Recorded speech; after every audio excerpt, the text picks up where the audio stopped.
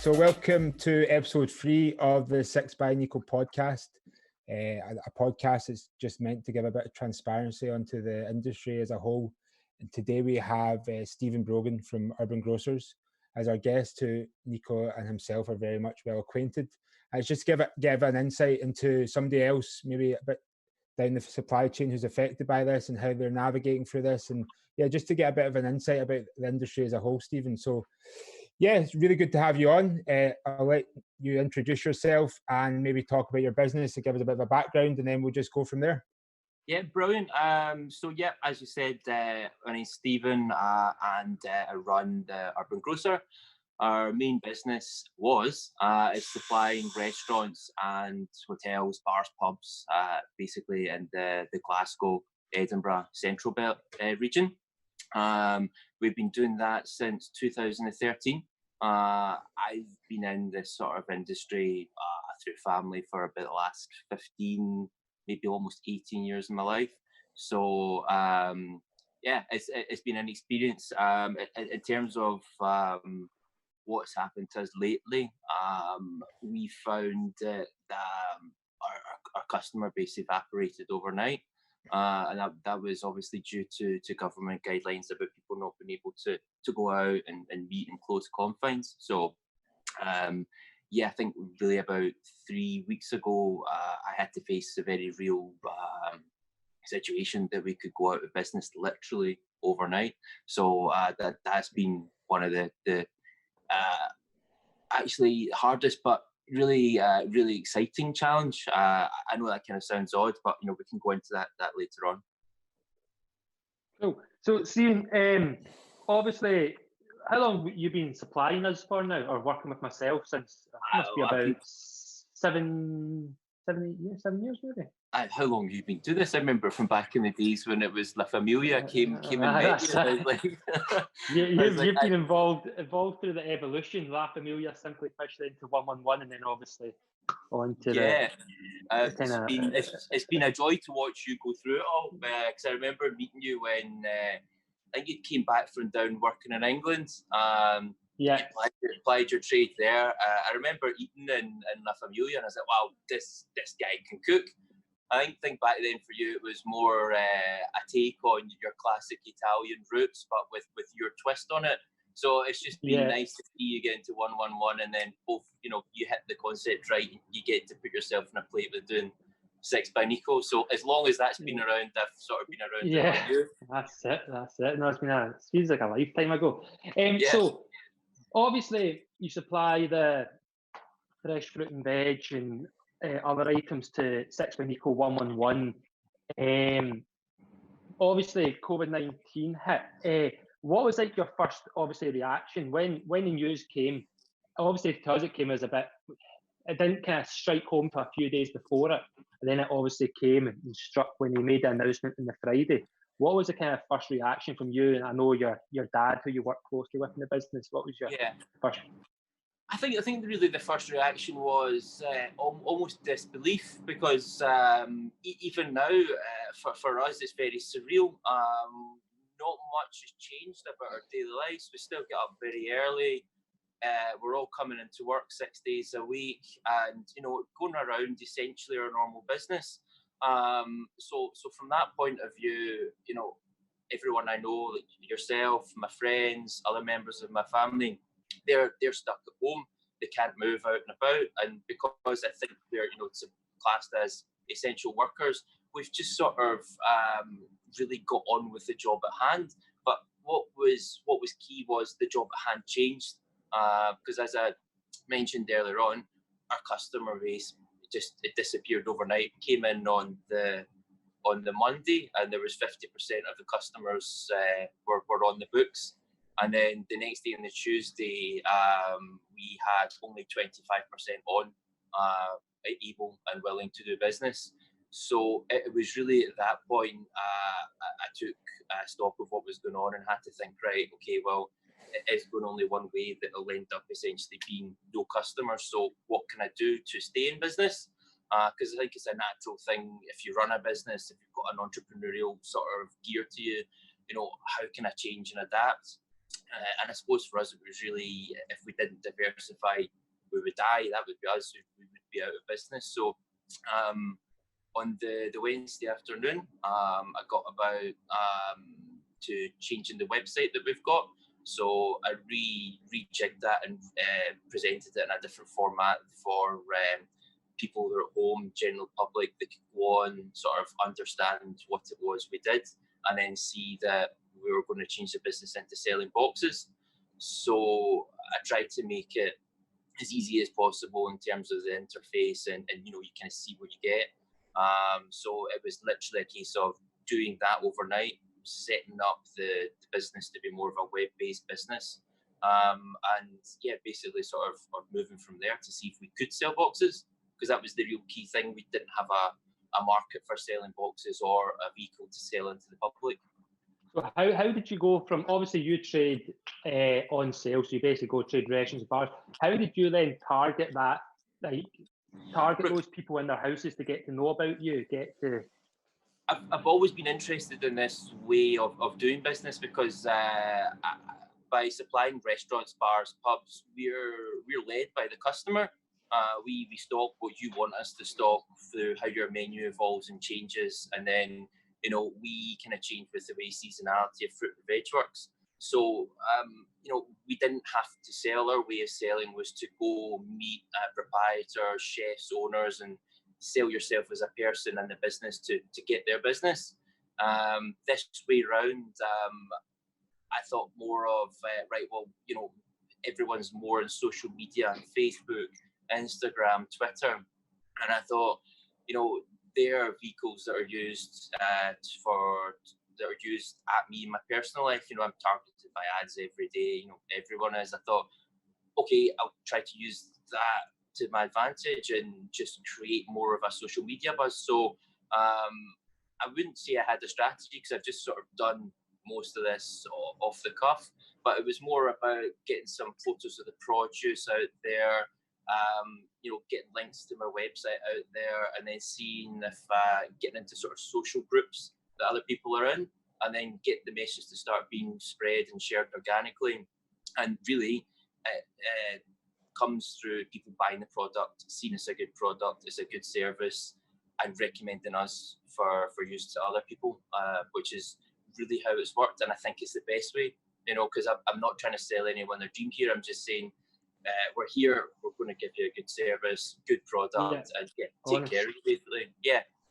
Yeah, and obviously I've been to the fruit and veg market, and it's obviously everyone's together. It's competition, but also friends. But you're obviously competing against each other, but it's a kind of friendly community. How did the rest of the market react? Did people go down the same path as you, or people just in a fortunate position to sit tight? No, there was an initial wave of panic. So some people decided to furlough staff. Some people decided to lay staff off. This was really in the first, I would say, 8 or 9 days of it. After that initially it happened, everyone sort of settled down. We were reassured that we could all keep trading, because I think a big worry was that they were going to try to come and shut the market down. But it's classified as like a central hub to supply, care homes, to supply homes, to supply other areas of society that supermarkets don't supply, that people aren't always necessarily thinking of or aware of. So once that sort of calmed down, I'd say everybody's quite relaxed. I think the hardest thing to get used to is to try to work whilst adhering to social distancing. So we've done our best in terms of we designate out lines at the back where the vans are. We're not allowed to be within 2 meters of each other, and we do a careful dance around each other every day to still try and keep working and do the job of getting these boxes out. But the market as a whole, it's now settled, and it's just really down to the next stage of seeing when and how produce comes in. That would lead me on to more things about supply and the wider environment. So you can ask me if you want to go down that route or not. Yeah. What interests me is what I didn't realise at the time, but it's like what the hospitality industry like feeds like the supply chain as. Like I know the majority of the building industries came to a halt because there's so much work done there. Obviously yourself. So say going further down the supply chain, obviously we have you. Where you buy your fruit and veg from, whether it's you're getting it from Holland, local, what's happened further down the supply line? Further down the supply line just now, we're in the mix. Is there veg going to waste or anything, or is no, no, definitely nothing? No. If anything, actually, there's probably more stuff on the market physically just now than there would be at this time of year, because a lot of people have, switched what they do. They're buying different products. One of the things would be the supplies changing from the southern hemisphere, which is more kind of over like South America, the bottom part of the equator. So all your soft fruits, melons, citruses, etc., that's switching over to the northern hemisphere, which is Spain. Now, the problem we have here is that the southern hemisphere hasn't, I don't know how they've been affected really much by the COVID virus, but they've been in full production and full flow and supply. So you're still getting containers of produce shipped and air freighted. But when naturally they go out of season and it comes to the northern hemisphere, which is Spain, which is Holland, which is basically Europe, which is where we now have the COVID virus and the COVID problem, it will be interesting to see how we react in terms of, will the pack houses be open? So a pack house is basically where all the fruit or the vegetables, they come from the farm and they're processed by workers in what is essentially an industrial style factory. And that's where it's packaged for operators like myself, or even like Tesco or Sainsbury's, the big supermarkets. They all get packed in these pack houses. So will the labour be there to get them up to full capacity? And if it's not, that would then lead to, you would see shortages on the shelf. Hopefully that won't be the case, but it is something that we think of going forward, and especially when I'm watching some of the prices of products just now. So cauliflower, broccoli, courgettes, cucumbers should all be cheap, very high in price just now, which is unusual. So it kind of tells me that somewhere in the supply chain, that they're finding it hard to pick these products. So say I go for something like, obviously this is my favourite season just now coming into spring. So say like local asparagus, obviously it's a chef's dream at this time to start working with local asparagus. What have these people started to do? Because obviously are they then diversified that and put it into supermarkets, or what's happening? Like, if we go to the dead local, so if we go to keeping it in Scotland, the local produce, what are these guys doing that would be giving it to you and you supplying, I'd imagine, hundreds and hundreds of boxes of asparagus out on a weekly basis? It depends on, again, their labour sources. So had a Scottish strawberry grower down. He came down last week and he's really worried about being able to harvest the strawberry crop. And that is to do with, you can bring Brexit into this as well, because that was one of the other big worries of the industry before this hit. It was the reduction in labour from people that are coming from Europe that offer cheap, sustainable labour to be able to pick these products. Now that's sort of shifted for him. Am I going to get to pick my plant? So he is using the fruit boxes as a delivery vehicle so that he can get his crop picked and get it out to the public. In terms of asparagus, you still have there's a local grower, Barnhill Asparagus, which is out just before Glasgow Airport. I know they're still going ahead with what they're doing in terms of their growing, but they're more of a limited crop in terms of your bulk supply to supermarket. That would all come down from like Y Valley is one of the growers down there. That would come from England. Again, I don't know particularly how they would be affected in terms of their labour to be able to pick and pack. It's something that's only really going to become apparent in the next 2-3 weeks. Okay. And where do you see it going? What's the future plan here? Just keep doing what you're doing and just being reactive to the market, or? Mate, it's kind of the classic how long's a piece of string. Really the focus, really the main focus for us and for me in particular, I wanted to keep all my guys employed. I wanted to keep the business going. So from that point of view, doing what we did, it was very tough, but it reminds you why you're in business and why you do it. Going forward, it's unknown. My biggest worry for my business and businesses like myself that supply restaurants and hotels, that worry would really be how things start up again when the restrictions are started to be relaxed, because people will naturally go back to their old habits of buying to the supermarket. Our trade of selling boxes will drop off. Obviously, we'll still keep supplying to those who wish it, but it's more about when guys like yourselves, other bars and restaurants, they're able to open up.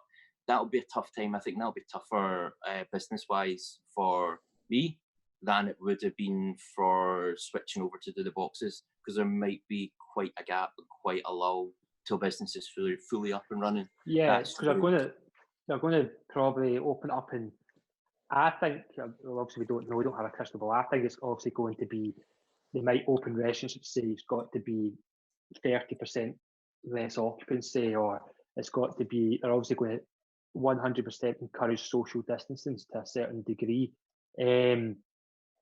So yeah, I can see that time being very hard, because then I can see furlough stopping, but you've got reduced occupancy, and then it's hard to try and keep the staff on. That's going to be a difficult period for businesses, I think. I think that's when you need the support the most, to be honest with you. That's genuinely when you would need the support the most. It's about kind of kickstarting the economy again. I would hope, and I'm sure if they've not, people will sort of cajole them, and when I mean they, I mean the government, cajole them in the correct direction to, okay, we've had the stimulus package to alleviate, the general population and the workforce's concerns about having to be at home, but more about that period that we've just talked about starting again, because that, as we've just both said, is going to be tough. Yeah. So going back, obviously, the news has came, you've got to adapt your business, you're doing the home thing. We'll touch base with Simi here. Do you have a marketing team behind you? Was it all done? This was all done by yourself, or no? Just myself. Yeah. It's a small business that we run, a medium to small business. It's a family-run business, so we do rely on each other. This was just really where one of my skill sets fell. I'd done some work like this before. I used to be a risk manager, so I'd done some sort of design for a software package about probably about 18 years ago now, actually. I was in Warwickshire, so that sort of put me in a good stead to just react. And yeah, it's just a case of I spent as much time as I could redesigning the website, because I've got full control of that, and trying to make it as customer friendly as possible. Used a few friends to test it on. They seemed to think it was okay, so it was a case of go live, get out there first, and over time you tweak certain elements of it. You change the product range. So we just started with boxes, and then it's led to we sell some milk, sell eggs, sell butter. We now sell meat packs as well, which is we just launched that this week. That's going well. And has that been about 3 weeks now? Yeah. This has been, it feels more like about 3 months, but it's been 3 weeks. Yeah. So if you don't mind me asking, what's the growth been like through word of mouth and that, from like what we putting out the first week to now in terms of boxes, not in terms of boxes, so in orders fulfillment? In terms of order fulfillment, we went from the first night was 10 orders, and I was like, right, you're scratching your head at this point going, is this going to work or not? So I kind of doubled down on my, I call it a strategy, the way I approached using social media with Facebook and Instagram. And I got in touch with the first customers to, I would get in touch with any customer that wants me to, but it's not always possible. But the first 40, 50, 60 people ordered, I would be, okay, how's this working, how's the service, get feedback. So once that was garnered, it made it easier to adapt going forward. But basically we had 10 orders on the Thursday, we had 30 orders on the Friday, and then we had about 45 on the Saturday, and then that was just closed down to reset for the weekend. And then after that on the Monday, it just took off. went from, we've got 4 vans. So the 4 vans, obviously we employ 4 drivers. So we went from having those vans full, they had 40 orders each in them, but we still had another backlog to get out. So I double ran the vans. So the first 4 would go out, come back, and then got in another 4 van drivers to go out with another 40 orders each, and kept double running that for 10 days, really. We worked through a Sunday a few weeks ago to get the order fulfillment up and, you know, keep it going so we wouldn't get backlogged. And then I've managed to sort of strip it back that we're doing about 5 vans a day, and, you know, we're ticking over nicely, and it keeps the business going, staff employed, and the bills paid. So I'm very happy with it. And thank you to everyone that's ordered from us. So if people didn't order, my nonna, well, yeah, mom, dad, me, everyone. Sammy, you've got to get on that. I'm getting on that, definitely, 100%. What would you say, Sammy? Like, if like other people are thinking of, you know, adapting their business, scaling it, whatever market they're in, like obviously Stephen's got a wee bit of experience, which is giving them a massive advantage. But what do you think? What would you do if you have no budget by yourself to kind of scale your business and try adapt to the market? Well, number one, something that Stephen mentioned there was like the kind of retention model. Like your first 100 customers are your most valuable. If they can buy off you every week or bi-weekly or whatever, then that gives you the economy of scale as it is. And something like fruit and veg, which people need to order weekly. So if you get 100 customers a week and you service them to the best capacity, then that's just going to evolve and grow itself, because if you're serving 100 people and they're talking to people, and as you said, in groups and stuff like that, then that just gives you so much more opportunity to grow organically if you serve them the best way. So yeah, that's number one. And then from the social side of things, I mean, you've definitely spoke about this. There's just so much opportunity to sell stuff for a cheaper cost previously. I mean, if you're quite got basic skills in like any Facebook advertising, or you have some like Facebook pixel on your website, you're able to build up the data of all these customers and put it to good use to advertise to them or advertise to people that look like them. So yeah, there's a massive opportunity. Sorry to interrupt. Do you do Facebook advertising, Stephen? Yeah, one of the first things I did was to show we were live and we were there, was just basically created a simple post with a direct link to the web shop, saying who we were, and paid for an ad for it to just get it circulate and get people seeing it. Is that just boosting the post, yeah? Sorry, pardon? Is that boosting that you mean? You boost it? Yeah. Sorry, that's correct. Yeah, And then within that, you get, your the options as to how to send it to people and who to send it to. Because Sammy's a bit of a guru when it comes to the Facebook ads. What's the difference between boosting Sammy and the Facebook ads, for example? So Stephen, I'm on your website just now, and there's a thing which it looks really great, good user experience, but there's an opportunity here for you to not take advantage, but utilize something that Facebook has. It's called a Facebook pixel, which you basically put on your site, and it lets you kind of see your customer journey in the Facebook ads manager. And that basically allows you to target people based on your customers that are buying. So you're able to see, say you've done 1,000 orders that week, the next week, if you want to do a Facebook ad, if you have this pixel on your site, you can target those 1,000 people with an ad, and it shows them directly. And also another wee smart thing that happens off the back of that is you can build a lookalike audience to find new customers, which using your buyers. So then basically Facebook then knows that you're buyers and then strips them back and shows people like them your product, and that's called a cold audience, and just means you can grow your customer base whilst retaining your customer base you already have. And the cost right now for Facebook ads, to put in a bit of perspective, before this, especially with the restaurant and food industry, because a lot of businesses have paused their marketing. So basically you're getting a cost per click or to your website for 1/5 of the price it was before, which is mental. So for every £1 you spend, you're getting £5 worth of advertising right now, which is pretty crazy. So it's a good way to really grow your data or your audience, and maybe give yourself an actual other business on top of your current business while this is actually going on, which is quite fascinating, really. You should exchange services for your your ad experience maybe for a fruit and veg box. Yeah, no problems. A done deal. But yeah, there's obviously just clever ways to do it, and knowing who your customer is the number one thing, and Facebook and Instagram allow you to do that a lot easier than people think, especially people within the food industry, because they're actually they're away from it.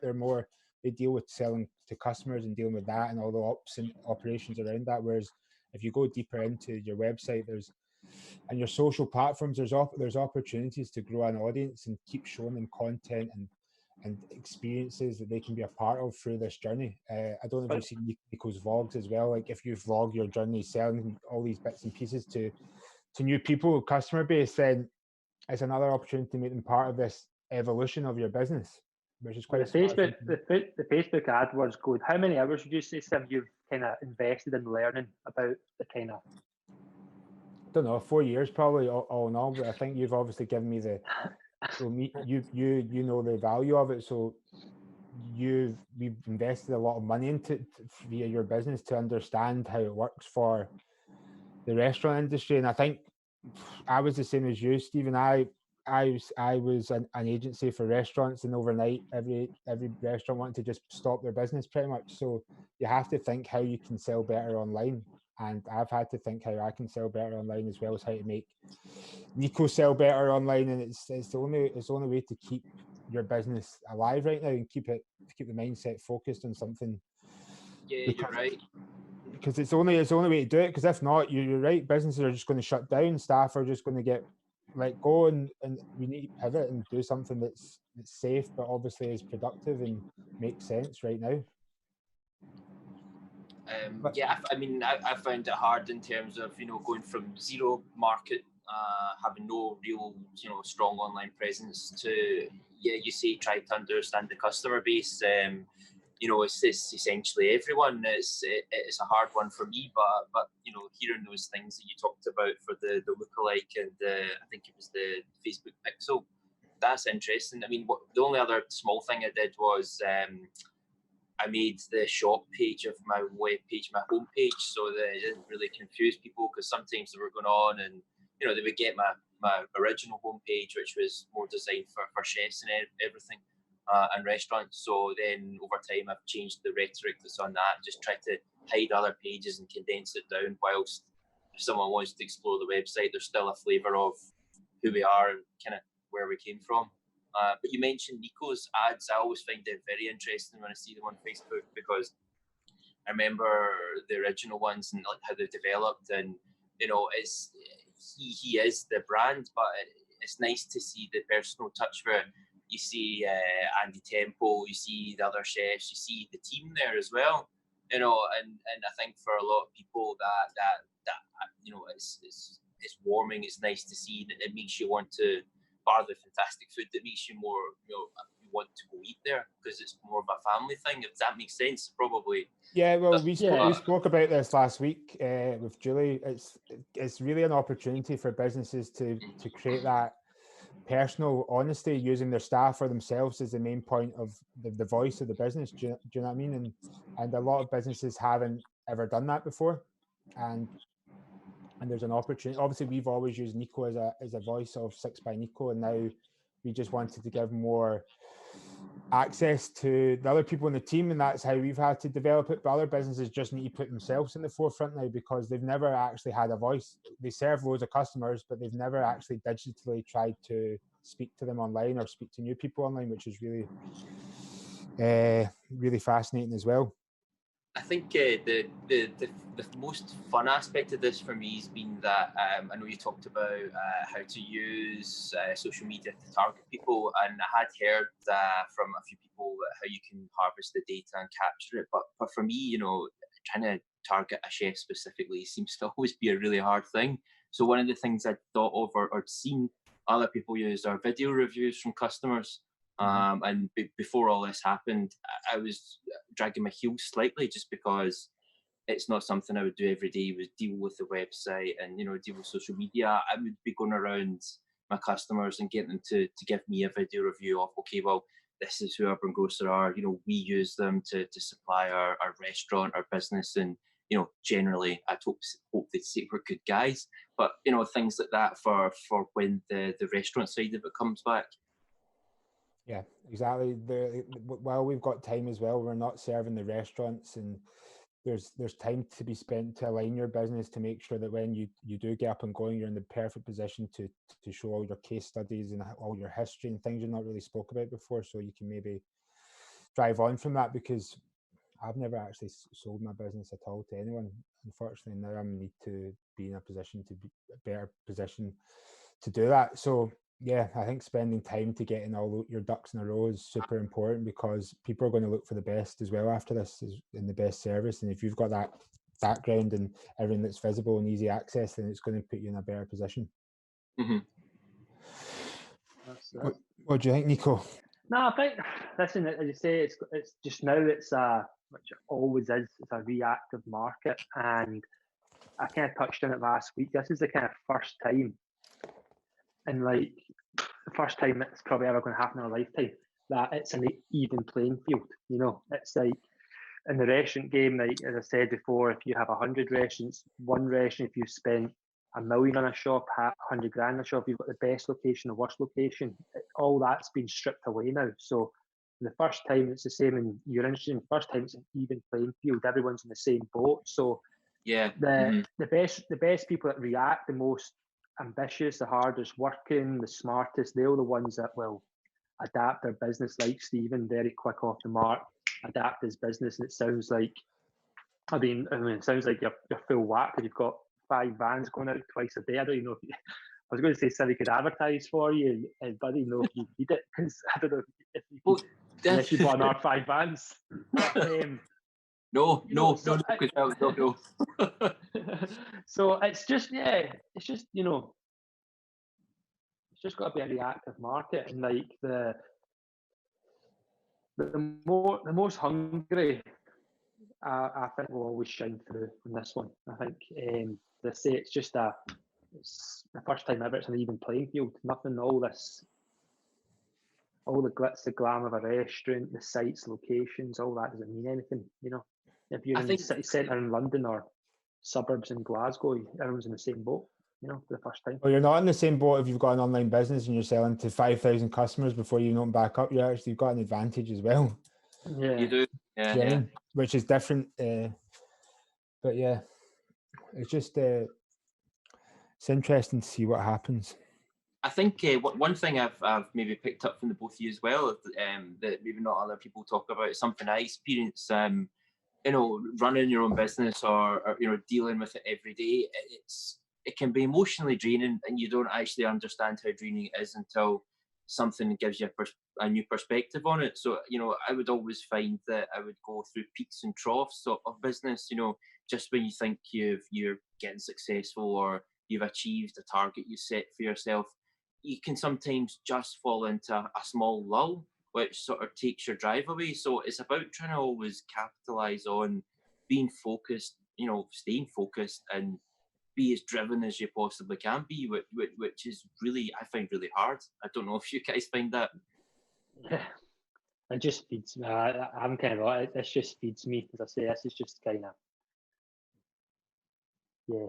For me, it's always been like a competitiveness in me, just to kind of to try and react first and be different, test things, do things. And yeah, so for me, it kind of just feeds me. Really, I'm just as driven as ever, to be honest, with it all. So, that's it. I just want I want the restaurants open, but that's the thing.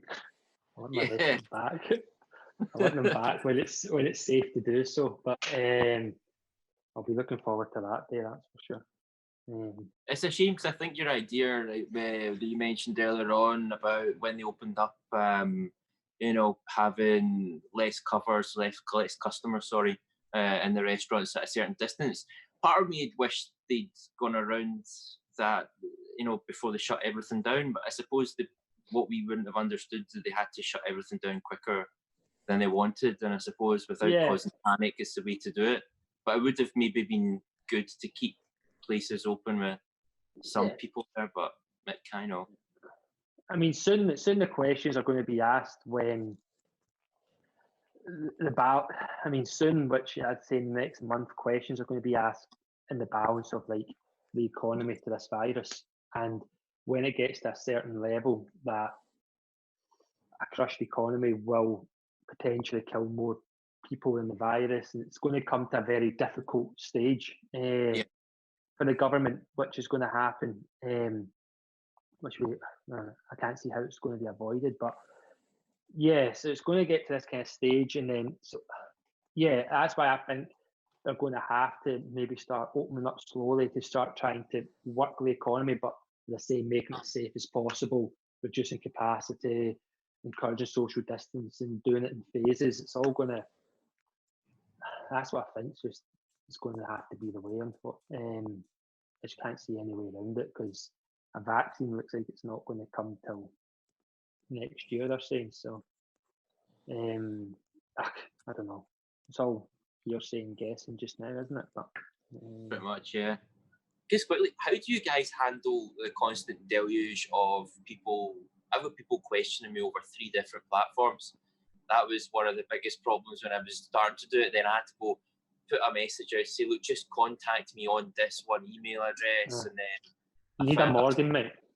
We've got somebody who runs all the pages. You need a Morgan.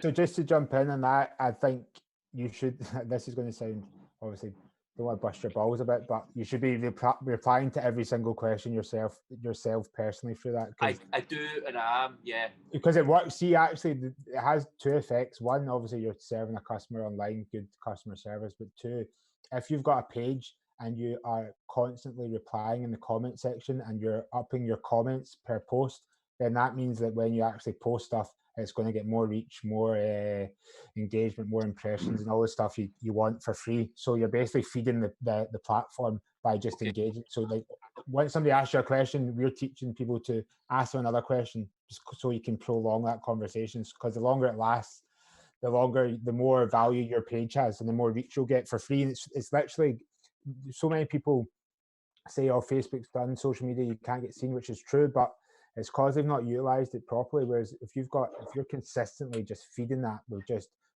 content, because if people are asking you questions and you're replying, you're basically telling Facebook and Instagram that it's valuable, and that's the stuff we want to show people. So it's super important during this time, especially, to just double down, man, just reply, ask questions, do a poll, and try and trigger that conversation as much as possible. You need to hook up with Sim, Stephen, man. What do you think? You need to hook up with Simmy, mate. He's a fucking guru. Just get it. Honestly. But you seem like you're doing all the right things, which is class. It really is, and I think a lot of people can take a lot of value from that, because you can literally do this all yourself. That's the main thing. You can literally create. I know, don't talk yourself out of job. No, but you can. But you can. You can say, obviously, if you want to grow something, you'll need help, but like massively. But I don't know. See, one of the other ones, the buggers, because quickly the more shift from like more people comment online, which is fine, but it's like direct messages to Messenger can be quite a deluge of it. But my response rate, it says under the pages, like you said, it was at 89%. I don't know what it is now, because I would always try and do it, but then I never ever get to switch off, because we're up at 2 o'clock in the morning and I go to bed at like 6 at night. So you've got that window where naturally that's the busiest time. The busiest time is when you're sleeping. Yeah. And I'm buggered, and I don't like not replying to them. What's the crack with you guys anyway with the home deliveries? Is that working well? Because you've only really barely started it. Yeah, really well. So we tested it first week just on 125 in Glasgow, 125 in Edinburgh, so 250 orders. But we just wanted to make it the one product and experience for 4. So it was a high price point. So we got £88 for that. This week we done 300 Glasgow, 300 Edinburgh, and we're doing 200 in Belfast. But we put out, or Sammy put out an email, because we sold out the 125 in each city within about an hour. So people hadn't even opened the email, and it was sold out. So we said that we'll put an email out the day before saying people missed out, saying, no, it goes live at 9 o'clock. And I think for the first 2 hours, it was going through 4.5 orders a minute for the first 2 hours. Brilliant. I checked after 4 minutes with Simi. It was 152 orders in 4 minutes. The first in 4 minutes past 9, 152 orders. So we sold out of that. So that was good. That was 800 we got there. So the guys are in. It's a lot of work. It's went to like 5-6 chefs in now. And we're going to have to hire two vans on the road to try and get them deliveries out, and 2 cars each. Next week we're going to go.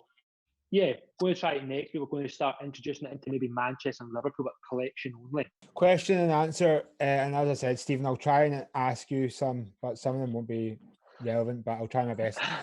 So number 1 from Glasgow, 6 Glasgow. Right, obviously we spoke a lot about 6 by Nico, but this question's relating to 111. Just asking, will 111 be okay after this? What's happening with them? Yeah, 100%. Yeah, we're just waiting till it's safe for the building trade to go back to do the refurb.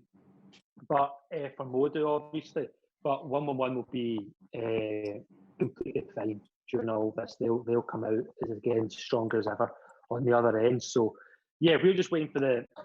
Obviously, lockdown was the last 2 days of when 111 by Nico was meant to close, and then it was meant to be a week's refurb, and then 111 by Modu was launching. So we're just waiting till it's safe for the builders to get in there, start the refurb, and then we'll be ready to go for 111 by Modu when time's safe. Yep.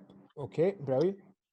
I suppose having a big launch for that will be helpful, and give you a talking point which other businesses won't have. Question number 2: any plans for another Italy themed menu?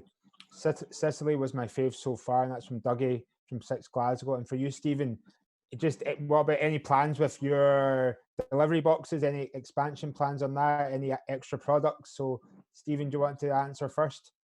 We had looked at actually starting to allow the customers to have more choice of what they put in the box, which would probably be quite good for some people because we do get a lot of special requests. So I suppose really the next thing is to add that and constantly actually, if anyone has feedback, things they want to see us sell, we're there to adapt and there to respond to your needs basically. Cool. Nico, Italy, talk to me. Yeah. There was. We had an idea. I don't want to say what region, but we had an idea for Italy to try and do it this year, hopefully in the summertime. So it could be the next theme for all we fucking know. But there is definitely. We have definitely looked at. We've also been looking at regions and kind of explore, kind of base a menu around. In terms of Sicily, obviously, Dougie says that was their favorite menu so far. How did you think that ranked in the menu so far? I thought it was pretty high because like so lucky. See with Catalonia as well, but you could actually source a lot of the produce from Italy and from Sicily itself. So it was very authentic. So it was actually I really enjoyed this. I thought it ranked pretty top 3, I would say personally as well. Yeah. Cool. Number 3, what country have you visited that inspired you the most through food? That's from Chili's and Lime in Manchester. And for you, Stephen, I know you've got a family business, but what inspired that business to get started? I did. Yeah. Basically, we did wholesale. My grandfather started doing wholesale in the Glasgow Fruit Market in 1945. Then my father went into it. I did my thing at uni, worked away down south for a bit, and then I came back, started doing wholesale, and I got an opportunity to take over a business that was already doing what we're doing. So I did that, rebranded it, and we are where we are today. So yeah, that was it. Right. Good man. And Nico, what about you, country-wise? What's inspired you? Very probably Italy, mate. It's been very. I've not really went like kind of Asia or anything like that. I've not been lucky enough, so I've kind of really went. My whole childhood I was in Italy and Spain quite a lot. So obviously Italian heritage. So probably Italy's been the most inspirational. Yep. Okay. Question number 4. This might challenge you, Nico. This is from Mrs. Hudson in Manchester. I'm allergic to coconut. What's a good substitute for coconut milk in cooking? Milk. No. Is that your answer? Oh, almond milk, fucking hazelnut milk. What would you use coconut milk for in cooking? Is that just coconut milk? Really for like curries, desserts, you make panna cotta from them. But I mean, like I'd probably say like nut-based milk, oat milk, those kind of. I was going to oat milk because the baristas use it because it can take the heat and it doesn't split. Yeah, it depends what it's used for, but I'd say kind of just another source, like kind of a nut-based milk or an oat milk would be pretty cool to substitute it. It's actually nice, definitely. Perfect. And Stephen, you feel the same way, obviously. Are we almond milk? Are you a man that likes an almond milk latte? No, because it always splits. So I followed the path of what my customers wanted, and a lot of the baristas, they use the oat milk, so it doesn't turn into kind of yuck in your coffee. Plus, I don't like the taste of the almond milk in coffee. Yeah. Okay, perfect. Number 5 by Aid Hates from Belfast, 6 by Nico Belfast. How did you get the chips and cheese dish to taste exactly like chips and cheese? Eating lots of chips and cheese. Nah, it's just like it's quite simple. It's just like the whole thing about 6 by Nico is obviously taking inspiration from a memory and then just taking those flavors but presenting them in a different form. So it was just it's just simple. It's just like taking the flavors of chips and cheese. So obviously the grated cheese part, we changed it. Obviously the most kind of, my favourite cheese, the most intense is obviously a Parmesan. So we made a Parmesan spooner from that. The curry sauce, we obviously adapt that to curry oil.